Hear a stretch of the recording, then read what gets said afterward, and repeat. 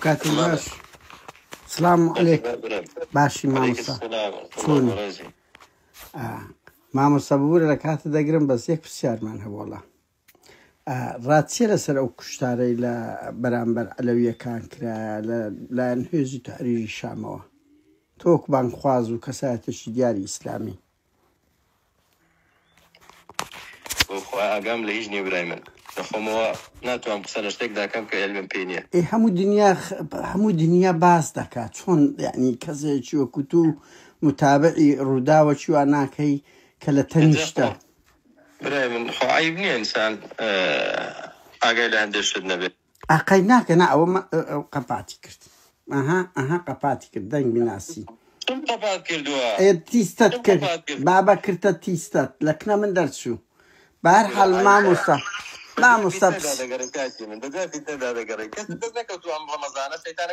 نانە تۆ بەو مانجی ڕەمەزانە ڕاتچیە لەسەر ئەو هەموو خەڵکەی کە پشتگیری ئەو کۆمەڵکوژیان دەی ڕێی چییە باشە پرسیارەشکە لێ یەکەم نانە ئەوە باسی علەوین بۆ مەکات بوویتە محامی علەویەکان پێگەیشتی بڕۆ بە دوای کەسێکی وەک خۆت دابگەڕە قسەی لەگەڵکە تااقەتمانی بۆ ڕەمەزانە لەگەڵ جەنابەت ئێ باشە تو بانخوازی جەماوەرەك هەیە من خەڵک بۆ دین بانگ دەکەم ئێ باشە ئەو دینە دەکرێتن پشتگیری لە کۆمەڵکوژی بکرێ لە ئەفریقیا و لە نازانم ئوسترالیا لە فلان سوچ و قوشبنەتی کراوە بەڵێ یعنی تۆ ئاگات لەو هەموو ڕووداوی سووریانە مناڵی 6 ساڵ متابعە دەکات جەنابەت بانخوازێکی دیاری متابعەت نەکردیە ئاگات لێ نییە یان ئاگام لێ نییە باشەم لێ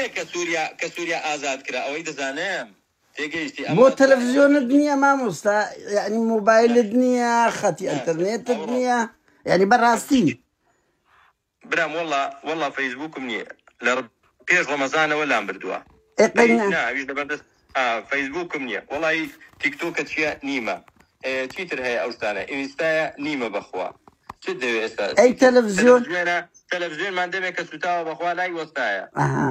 پێگەی خوا شاهێدە یعنی ئەو جەماوەرەی دێ لەگەڵت دادەنیشی قەت بەعز ناکە ڕووداوەی وا جەماوەرچی داوە لە مەشغوڵە جەماوەر پرسیار دەکات چۆن نوێژەکەی بکات چۆن ڕۆژی بگرێ ئەرێکی لەسەر باشە بیکات چاکاتی خراپەوازی لێبێنێ خۆ لەسەر هەموو تاکێک واجب نییە بزانێت لە سوچ و خوشببوونی ئەم دنیا چی ڕوویدا و کۆمنت و تعلیقی هەبێ لەسەری باشە مامۆستان پرسیارەشکە لێ بکەم ڕاتچیە لە دەڤەری بارزان مەمنوعان خەڵک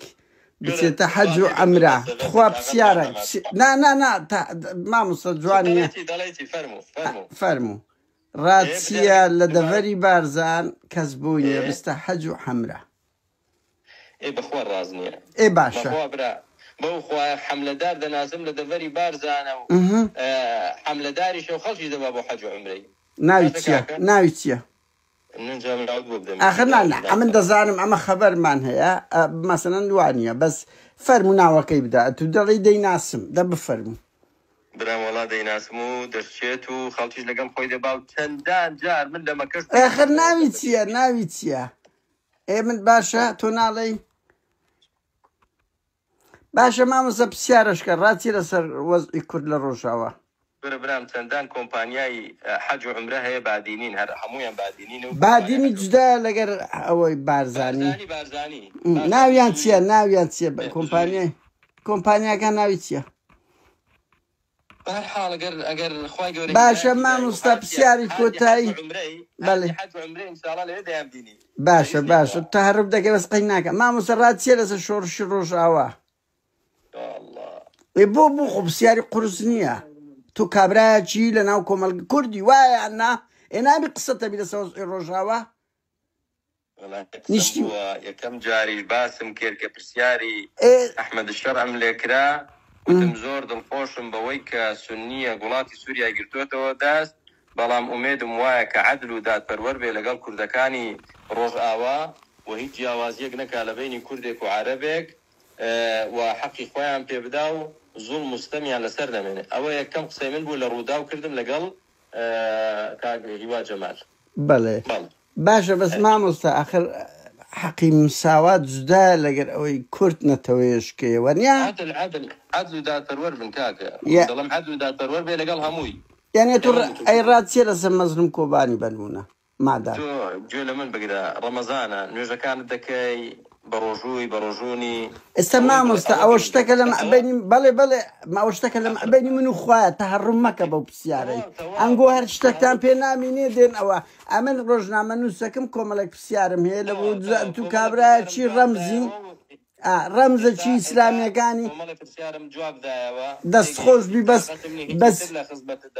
ابو طاقة الدنيا اتو ابو لتي الردا بس عاد قصدكي بو دنگه شي ازاد سناكي اي باشا لولو ميدياي بارتي وشتي باشا بزيدين بس بو ميدياي بارتي وشتي اوندا ازاي بو دنگه شي ازاد كبسيارغان لبر او نو اشكي بوشي خود او دكي خوش نيه ما مستا انغو دبي دنجي مخلق بن جوي لمن بقرا كاكا تو ناوت شي ناوكات مدزاني بزبير متوتوا ناو قادر نادره كاكا قادر جيان بلى بامن يعني دوق سي برانا ودوق صوزانه بو يكتب فرمو خوابي كاين كا قادر بو خوايا موضوعي من اونيه او ميدياي بارتيا او هي تشيتيا او هي اسلاميه او هي تشيتشينيا يعني لم رمضان دا لوانيه لقل ده تلفزيون وميديا من مقابله هبو كردوما طالما فرق هي لبيني ميديا لقل ميديا يشتري لشيدا يعني كسيك دي برسيار دكا ما بس دي استفاده يا ما بس دي استفزاز كردنو خالص القرتنو ناوزران دنيا لا خلق اما جوانيه مسلوبك قادر جان اما بخوت ما براي شيرينم سافر سيار لما كيما وصا الرأي شيء لسدته كرد دولة به دته كرد كياني خويها به حزناكي كرد ظلمة والله مددمو برا والله برام ظلم ما لك راوا والله برا من الريفراندوم زور بجدي لقلبهم دم كده بوي كرد كياني خويها به لبر كرد نقل بر حزبك ولزور والله تكان ظلم ما لك را او رأي من برايمن اما تبي استفزازاته اي فلانه كشيء اي فلانه متجانه كاكشيا ومتشم داوي ما مصاب بسياني شلون استفزاز من لا شيء اوم كديا من بكملك بسيارم كدياوي كلاميديا كان لي تناكري حسب ذكر ميديا كردي انا بقول ما ناكري كاكا او بكملك بسيار كردو جواب دا برش والله بيدنا خوش نبي نوع وا اذانم بس ما مستبز او بسيارم هي راتي لسر او برا مسلماناني كبو منج رمضان مثلا بجري كشتن لكن داس خوشي لكشتن لكن اما حق ما علوي او نيه علوي كان رجعني استا برسياركت معقوله هر مسلمانك بجري لكشتني كساني مظلوم مستملك راو بريئك والله برادة شتا جهنم بله او جوانا هر مسلمانك جوانا عرب سني بشيعي بدستي لكشتني مسلمانان نك مسلمان حتى لكشتني كافريش كبتاوانا والله برام ظالم ادي وي دي لدز برز زكاته يعني دي بخود زاني ونيا ونيا كاكا وتم براجان من لقال ظلم نين اسلام لقال ظلم نيه دقيشتي بونمنا خالدي كري وليد رزاي خواي قوري لبي لجنگك دا لغزايك دا كوملك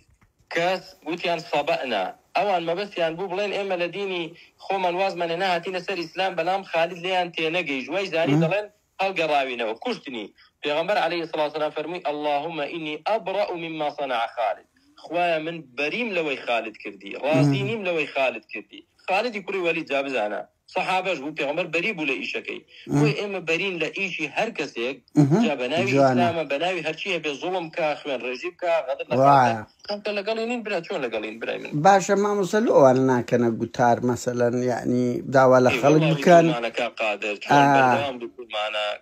كاك جا مشكلتها وعين الرضا عن كل عيب كليلة وعين السخط تبدي المساوية اگه بتشاوي كي كتبو من دانا ابو استا تو بيجو تليفون بوكي نصرد لسربك شوازك به تو هذا زاني من هر اوم بس نا ما برايمن يعني دلي باسي اوشتانا انا كنت شلون باس معنا كدو بردوام باسي ظلم دكين استاد دوينه من لا وتاري دوينه من درسي دواي عسر باسي يوم كردوكا هر كسيك مالي ملت بخوا ظلم لملت كا جا هر كسيك به مسؤولك به ده صلاة دارك به مديرك به شخصي شي ملت خوي به او گناه بارده به خوش دابته چه جهنم و کاکوتم صدام مالی لدوای خوی جهش لگل خوی نیبرد قبر قذافی نیبرد بشار اسد نیبرد همو ما نمان باز کردو کاکا باشه به هیوان زور بی ما بکات نگرم باز یک بسیار اشتکم ببیراتوا نه آخر براسی او زور گرینگ ام کسی چی آجال دوستم بردوام اتوش جلده دبیله وی که سەگ و پشیلە لاقیان دەبڕنەوە لۆ دوعا و نوشتە ئایا لە ئیسلام گوناح نییە تاوان نییە ئەوە دەکرێ و ئایا ئێوە سەد گوناحە لە سەد ئیسلام لەگەڵ ئەو وەحشی گەرێتی نییە. باشە مامۆستا قەت گوتارتاندایە ئەنی ئەمە بۆ گلەیتانێن ئەنگۆ تەسیرتان ناو کۆمەلگا هەیە ئەو وەحشی گەریە سەگ و پشیلە بوونەوەرەی خودایینەوە نیە یعنی دلاقیان دەبڕنەوە. بەڵێ پێغەمبەر عەلەیهی سەڵات و سەلام دەفەرمێ دوو حەدیث بۆ باز دەکەم چەندان جار باسم کردووە نەک بڵێ بۆ باسی دەکەن. پێغەمبەر عەلەیهی سەڵات و سەلام فەرمێتی دەخەلەت امرأة النار في هرة ئافرەتێک بەهۆی یەک پشیلەی چۆ جەهەنەمی بەس بەهۆی تاوانی بەرامبەر پشیلەیەک. وتیان بۆچی؟ وتی حەبسی کردبوو نە بەرەڵای دەکرد بۆ خۆی بچێ نان و ئاو بخوا نە بۆ خۆشی نان و ئاویدایە تا مردار بووە بەهۆی لە حکمی ئەوە خوای گەورە ئەو ئافرەتەی بردە جەهەنەمەوە. حەدیثی دووەم فەرمووی دخلت امرأة الجنة امرأة بغي في كلب سقته ئافرەتێکی داوێن پیسیش کاتێک بینی سەگێک زۆر تینوویەتی زۆر لە دەشتێک بیرێکی شەبوو چۆ ناو بیرەکە بە پێڵاوەکەی پڕ کرد لە ئاو هێنایە دەرەوە و سەگەکەی ئاودا خوای گەورە دەفەرمێ بەهۆی ئاودانی ئەو سەگەوە خوا لێی خۆش بوو. ئیبرام چۆن ئاژەڵ دەبێ زوڵمی لێ بکرێ؟ ئەبەدەن قبوڵ نییە لە ئیسلامدا. دەست خۆش بێ شتێکی جوانە بە هیوان هەموو مەلاکان یعنی بەو ئیتجاها گوتار هەفتانەتان هەبێت جارجار لەبەر ئەوەی ئەو تاوانە زۆرە بڕوا بکە کە هەبێت دەکەویتە ناو سوسیال میدیا. من مەسەن هەندێکم دیوە بەخۆم بڵاوم کردیتەوە زۆر گرنگە لەبەر ئەوەی تاوان بەڵێ باشە چە سەرچاو هیچ قسیاری کەم نیە. بەڵێ فەرموو گوێ لە برای خۆت بگرە کاقادەگیان ئەم ئوسلوبەی کە هەیە یان جار لەقتە دەکەوێتە بەرچاوم ینی هەوڵدا ئەوەی دەیکەیت مەبەستێت خۆ دەرخستن و ناو بانگ و ئافرین و لایکی خەڵک نەبێ شتێک دەکەی سوودی بۆ میلەت هەبێ سوودی بۆ خۆت هەبێ بۆ قیامەتی خۆت. هەمومان دەمرین برای من ئەمڕ بەخوا محاسبەمان دەکرا وەڵی خوا محاسبەی ئەو زاڵم و دەسەڵاتە دەکا کە زوڵم لە خەڵک دەکا و ماڵی میلەت دەخوا. بەخوا خوای گەورە محاسبەی مەلاش دەکا کە دینی حەق ناڵێ. خوای گەورە محاسبەی مامۆستایەکی زانکۆ دەکا محاسبەی کاقادریش دەکا محاسبەی عەبدولەتیفیش دەکا. وێ با هەوڵ دەین خوامان لە یاد بێت دەگەڕێینەوە لای بتەوێ و نەتەوێ خوای خۆمان بپەرستین بە دوای ئاژاو فیتنەشدا نەگەڕین. دەتانەوێ حەق دەرخان دەستان خۆش بێ کاکە حەق دەرخەن دەتانەوێ نەسیحەتی خەڵککان بیکەن دەتانەوێ مەتەلەن خەڵکی زاڵم یعنی شەرمەزاریکەن باش بەڵام یعنی هەموو شتێک لە سنووردا بێت و قەزیەکەتان بەس بۆ لایک و ئافرین و دەستخۆشی. باشە دەتوانین وەزا بدەمەوە ئەزانم تۆمەتێکی زۆر گەورەت خستە پاڵ من قەی ناکە نا ئەزانم سپاست دەکەم ئەمە نەسیحەتەکە لەسەر چاودا دەنێم بەس با وەڵام دەمەوە یعنی ئەو قسانە زۆر بە من دەگوترێ. ئەمن هەموو کات یەک دقە مامۆستا شتێکم جێ لێ دەبی یان مەوزوعەک دەبی ئێستا مەزەن لەسەر ئەو مەوزوعی حەز دەکەم مامۆستا عەبدولەتیف سەلەفی بە ڕاشکاوی ڕێی خۆی لەسەر ئەوەی سووریا بدابێ. من پرسیار لێ یەکەم ئەوە چ بۆ لایک و کۆمنتە دوای ئەو پێت ناخۆش نەبی من کەس هەیە لە کوردستان قادر نادر نەناسی ینی بە غەڵەت تێم مەگە چ پێویستم بە لایک کۆمنتە. من ئەگەر بمەوێت لە دوو لایک کۆمنت بم دەیان شێوازی تر هەیە کە دۆسی هەستیاری خەڵکە من دێم خەتەرترین خوا مامۆستا بە ئەو تۆمەتانە زۆر ئاڕاستەی ئێمە دەکرێت من دێم خەتەرترین دۆسیە باز دەکەم. من نایم شتێکی ئیستفزازی بکەم لۆ ناود ئەوانە من دێم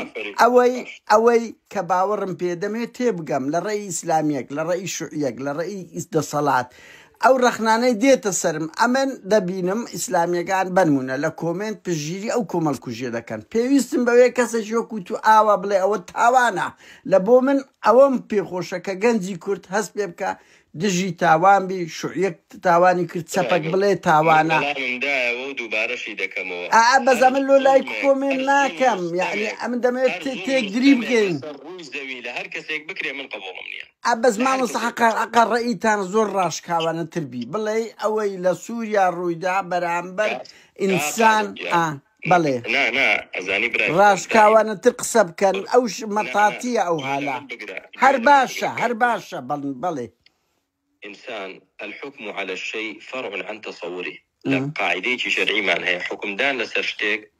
دوای چی دێ دوای ئەوە دێ کە تۆ تەسەووری تەواوت لەسەر بابەتەکە هەبێ و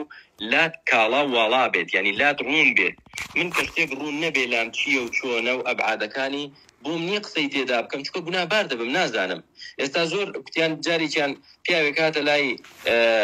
قازیەک چاوێکی لەسەر دەستی بووتی فڵانە کەس چاوێکی دەرهێناوم و چاوی کوێر کردوم قازی یەکسەر وتی